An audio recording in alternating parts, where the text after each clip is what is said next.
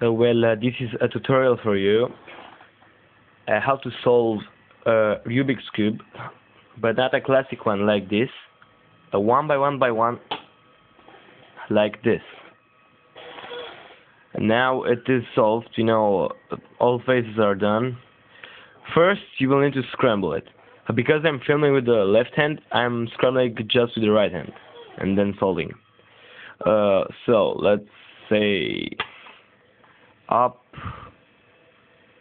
right, left inverted, and something like this. And now it's scrambled.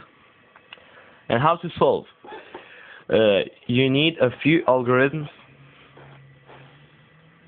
and these algorithms are up,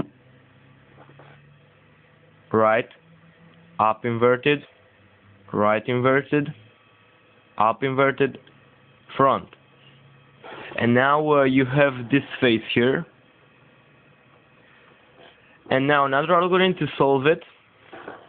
It's up, right inverted, front, up inverted, front inverted, and up twice, up, and you see it's solved. All sides are finally done.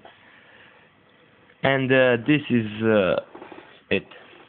Now you can solve the cube.